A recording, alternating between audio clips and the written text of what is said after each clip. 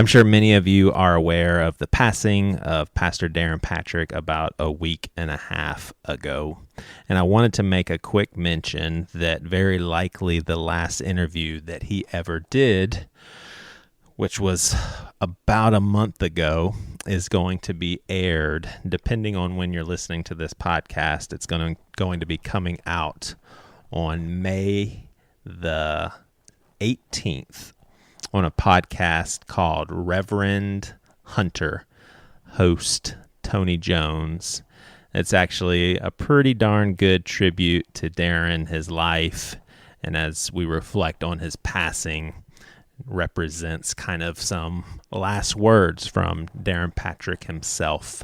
So for those of you that are interested, you can go to reverendhunter.com or just search for that podcast on iTunes or wherever else you get your podcast. And our hearts and prayers are still with Amy and Darren Patrick's kids as well.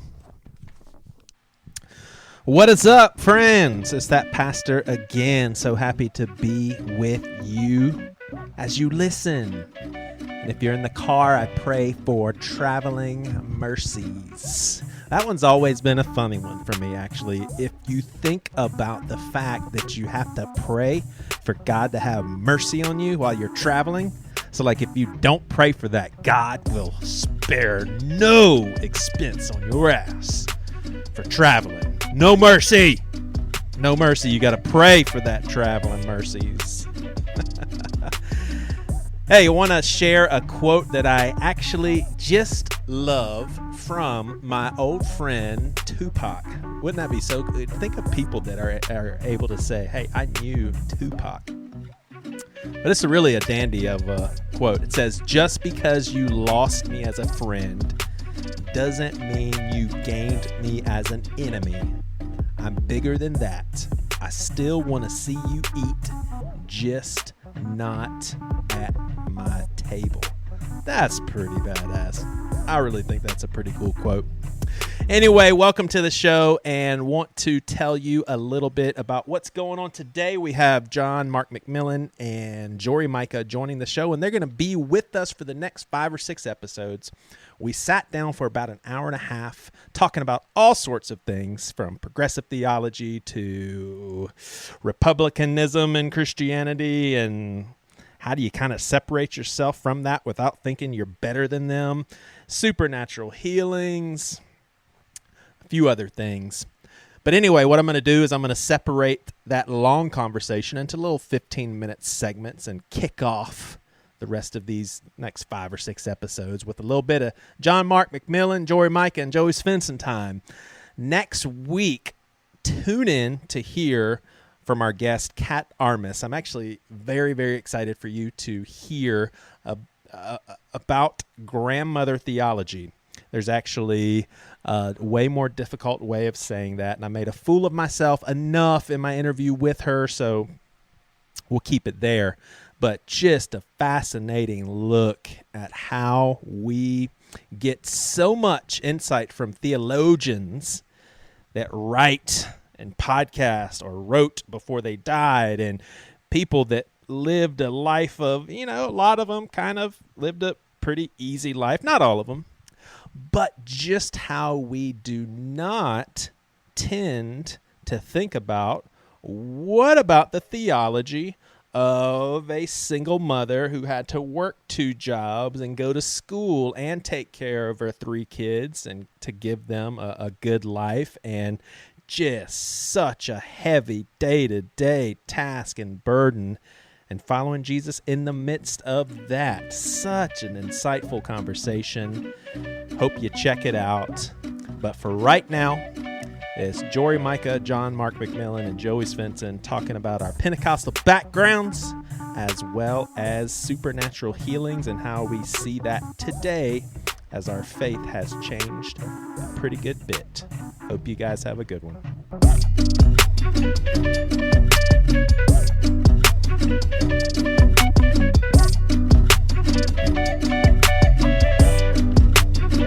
All right, here with Mark McMillan and Jory Micah. So here's what's going on. These guys are going to be joining me for the next 4 or 5 episodes.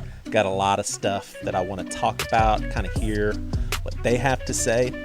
So happy to have you both with me. John, I wanted to tell you, my brother and I do some occasional music episodes because we're really OCD with our music and what we like best. Like we did a top 50 bands and so we just did, I haven't released it yet, but we just did a top 35 albums of the decade. And I'm an honest person, man. I'm not trying to get in with John Mark McMillan, but my number 10 album was Yeezus by Kanye West.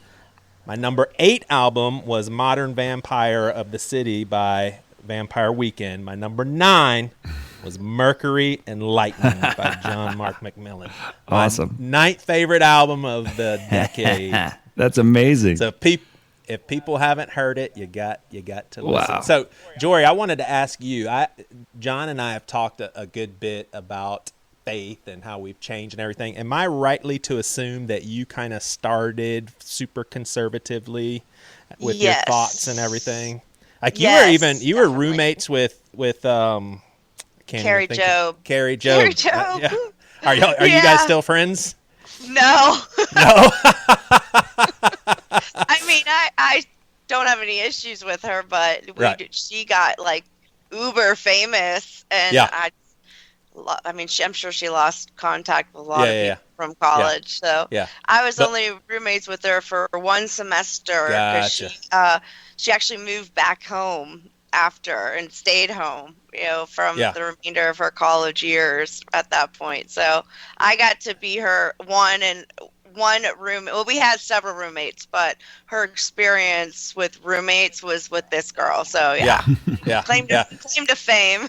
So it wasn't that you were becoming too heretical for her, that she had to kind of like get you out of her life. No, nothing like that. Although that could have easily happened. You never know. And I do want to tell our listeners, I'll probably get a little bit of flack, having thought through this. Maybe I should have had someone on here to represent a little more conservative take, but we can always do this. So this will be the heretic hour. So I like it. So I did want to ask y'all. I was seeing I saw an article on Relevant magazine, and it seems like and again, I'm not pigeonholing any of us as far as all these labels, evangelical, and all that. But I have noticed that and I actually even read something about a lot of evangelicals, which some of them are Christians, some of them are not, but a lot of common ground they share is kind of a more naturalist approach to life, i.e. no supernatural, kind of downplaying all that stuff. And I saw online where Francis Chan, a lot of people know him, basically had like this crazy healing experience. He actually says people started coming forward for healing. Every person I touched was healed. You guys, this is craziness to me. I've never experienced this in 52 years. He said this is out of his comfort zone. This is stuff I've only read about, but I'm like, man, it happened. I thought I had faith, but my faith was at another level. So John, you came from Pentecostal background. Did you come from Pentecostal? I definitely did. Yeah, I would call it Pentecostal or charismatic. It was always considered non-denominational. Yeah. So we never had an official title. Is there a difference between Took me a while to look back and figure out what it was. But yeah, non-denominational. But it was basically Pentecostal. It was basically Pentecostal or charismatic. Gotcha. I think. Gotcha. Yeah. And what about you, Jory? Were you exposed to all the speaking in tongues, slaying in the spirit, healings, Absolutely. and all that? Yeah. Grew up in my parents were like saved, in the Pentecostal church when they were teenagers, young adults and teenagers. So, I was brought up in, I would say we probably went to Assemblies of God most of our lives. Yeah. Just basically Pentecostal. Yeah, I was Assemblies and Church of God. I don't know if people remember we'll get back to Francis Chan here in a second, but I don't know if people remember the big revival in Lakeland, Florida. A guy named Dave Bentley There's like, I think over the course of the revival, there was 400,000 people that attended, 1 million people visited online. And I got this excerpt from online. Listen to this. Todd Bentley was known to forcefully kick, hit, or knock over participants. In one incident, a man was knocked over and lost a tooth. Listen to this. In another, an elderly woman was intentionally kicked in the face. Bentley held that the Holy Spirit led him to such actions, saying that those incidents were taken out of context and adding that miracles were happening simultaneously. My question is, how do you take out of context drop kicking an elderly woman? And of course she said, I'm healed. I'm healed. Please, God, don't do that again. But I have to say, man, funny. Yeah, if you're like a really morbid, crazy guy, like imagine if that was all just an act just so he could drop kick people and hit people and have fun with it.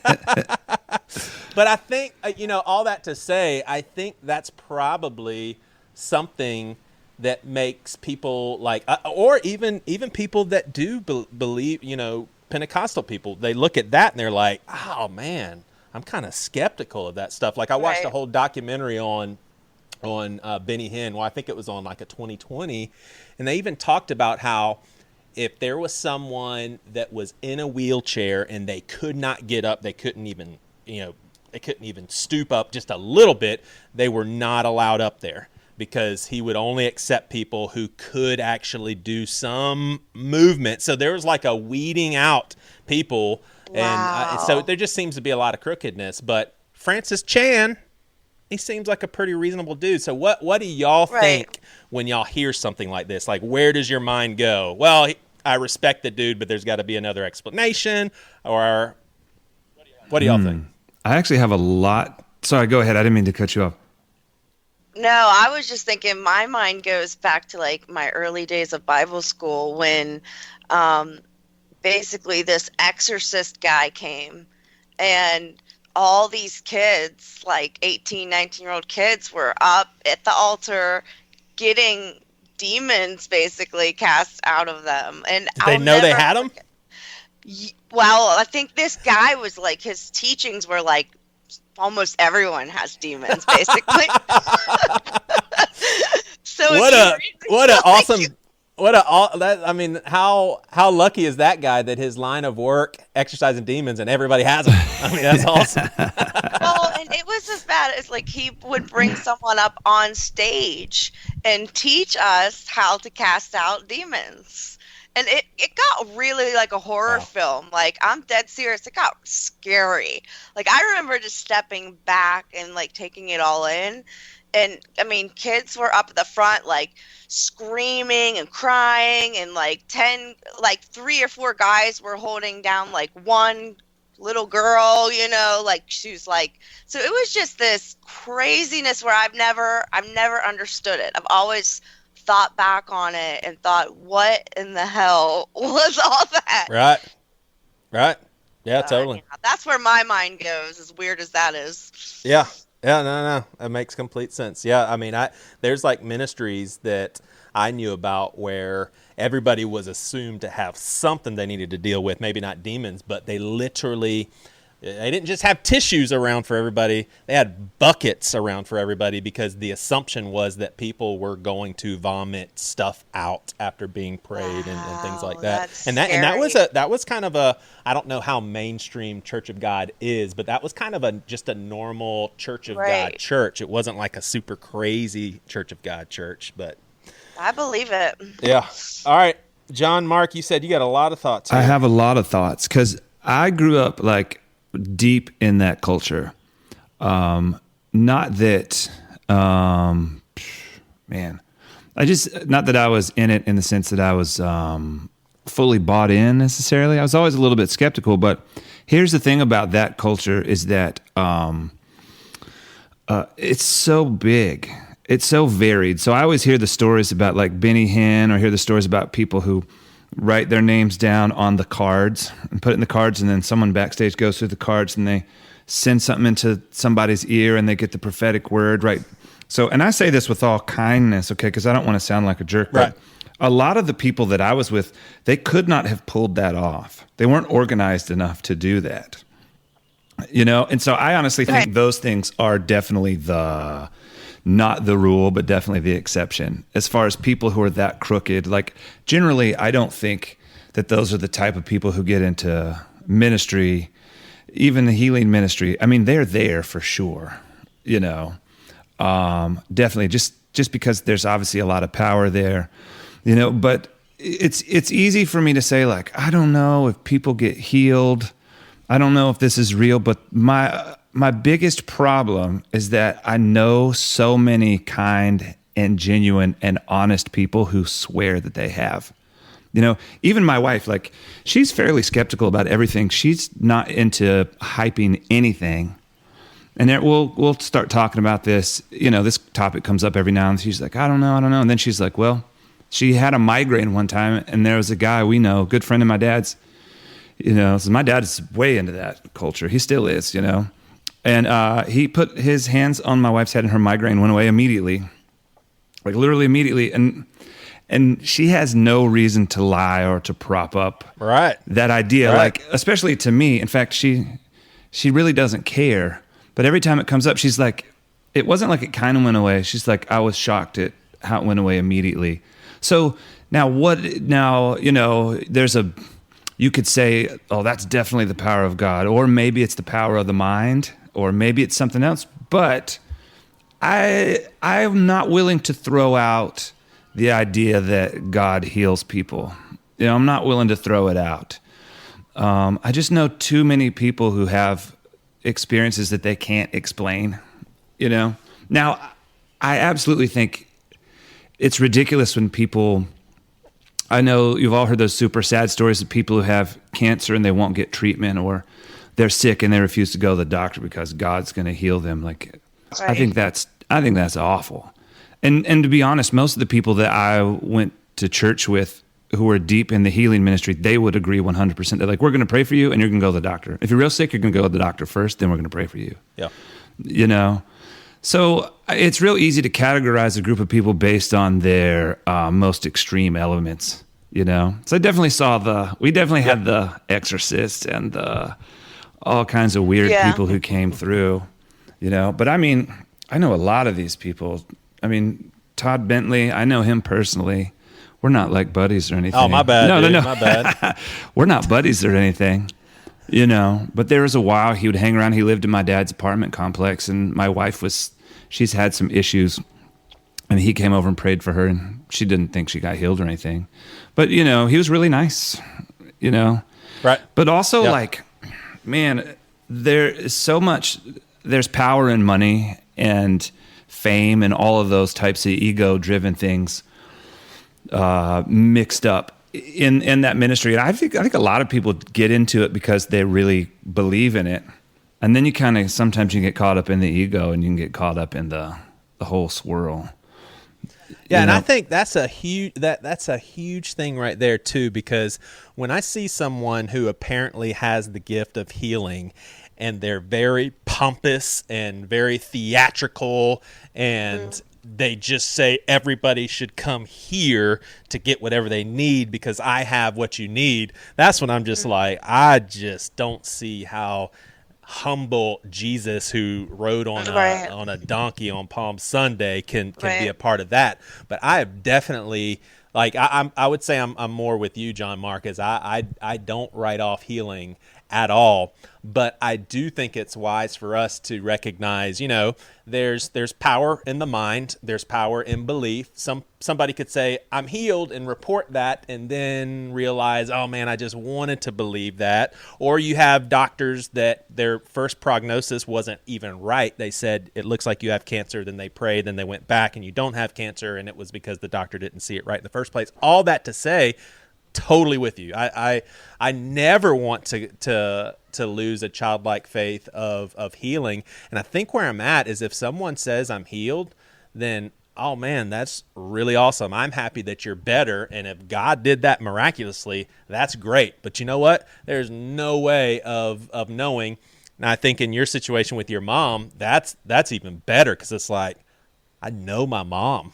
Like I trust my mom, and it was your mom, right, that your dad touched? It was my wife. Your wife. My dad's your wife, friend, your wife. yeah, prayed for my wife, and she had a migraine, and it was really weird because he was like, he just looked at her. He's like, "You have a migraine." She's like, "Yeah." And this guy, so man, I have such an interesting history with this because I've seen some of the worst of it, and then I know some of the most absolutely beautiful people at the same time. You know, and this guy would be one of the weirdest people you could ever imagine. He's always been older. I mean, always. No, he hasn't always been older, but as long as I've known him, he's elderly. He's passed away now. And he's one of the weirdest people you'd ever meet, but he was very kind, you know. Weird as in, not as in creepy, but as in just strange, you know. Even in the middle of strange, he was strange, but, you know, he saw my wife, he's like, you've got a headache, don't you? And she's like, yeah. He's like, anyway, and I can't remember what he said, touched my wife's head. Well, we ask her first, which is in most circles, you always ask before you touch somebody. That's why the drop kicking thing is a little bit off the rail. But you know, and she said it went away that very second. So it's like, man, it's hard to throw it all out. There is a lot of BS. You know what I mean? Yeah, really, just play the devil's advocate though here. I like, you know, as someone that did grow up in that culture and someone that started getting chronic migraines when I was 13 years old, I would feel like I've had I've been gaslit my whole life in a way, you know, like, you know, you're going to be healed because Jesus says so, and that didn't happen for me, you know, like my migraines got worse, and not only that, but it started impacting my mental health as well. So my family has had to kind of pull back on all of our, you know, extreme Pentecostal beliefs on healing and seek out real doctors, something that we really didn't do much growing up. Now, I mean, if someone has a broken leg or something, my mom's going to take us to the doctor. But, you know, when it came to things of the mind, you know, which was a lot of my problem and my things that was going on, like it was just, we can overcome this with healing. We can overcome this with healing. We can overcome this. You're healed. You're healed. You're healed. And that becomes very traumatic after a while when you keep being told that you're going to get healed, but you don't ever get healed. And in fact, you have to go outside of your spiritual knowledge to, you know, people that my parents would never have even dreamed of going to before. Like, for example, I'm going to this counselor right now that works on teaches you how to work with your brain, basically. And he's an atheist. And my parents would never send me to someone like this in the past. But because I haven't gotten healed, and in fact, I've gotten worse in a lot of ways, you know, we're having to go outside of that now to a guy who's an atheist, but has some skills that I need to learn.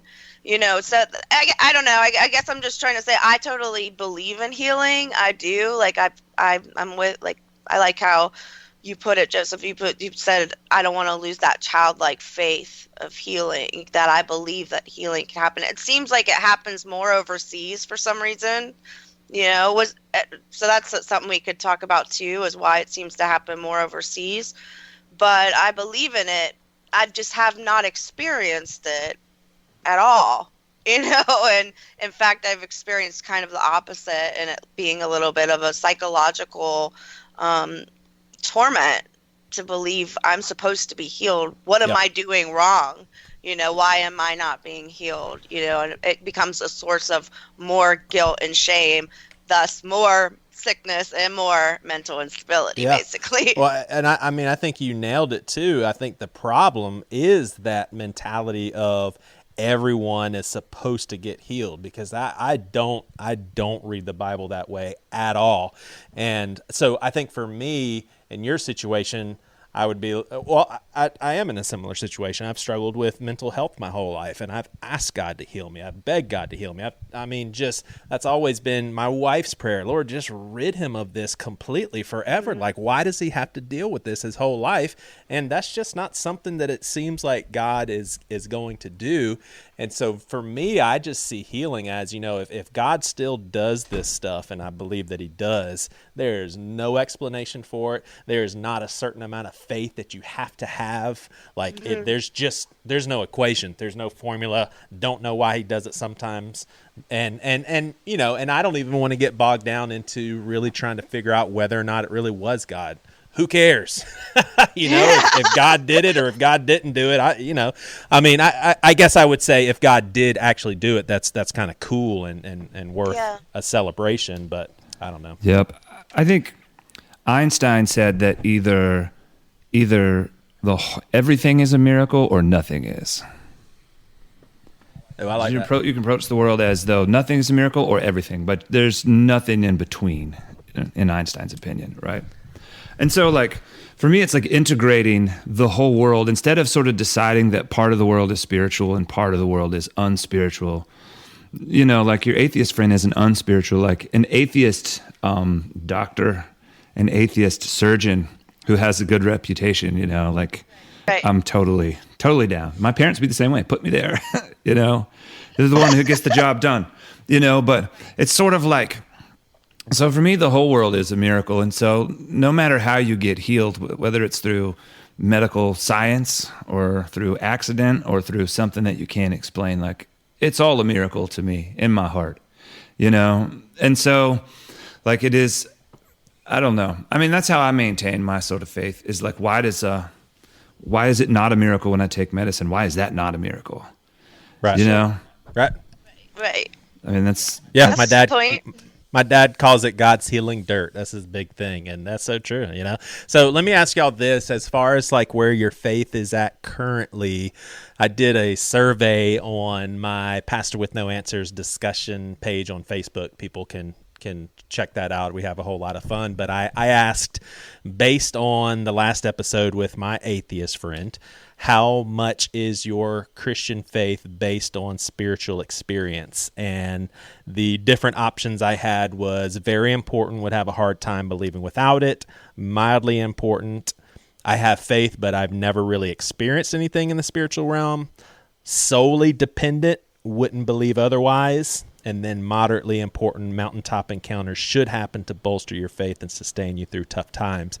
I answered that with very important, would have a hard time believing without it, because as I've gone through a lot of changes in my faith, I've found myself in actually even scary territory of, my gosh, what does this mean? Like, I'm starting not to believe in certain things that I was originally taught were essentials of the Christian faith. What does that mean for me? Right. What does that mean for me? Like, am I a Christian? And there had been times where it was just the most clear to me, just the clearest presence of God that just captivated my whole mind and my whole heart for like 5 seconds. And it just felt like, you are okay.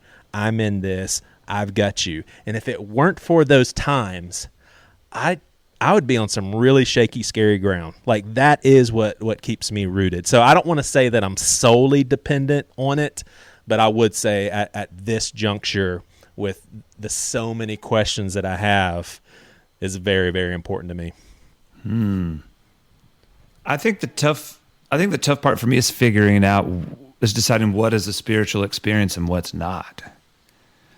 Yeah. And maybe I've just reached You're too deep. You're too deep for this, man. Shut the hell up. We don't even No, but like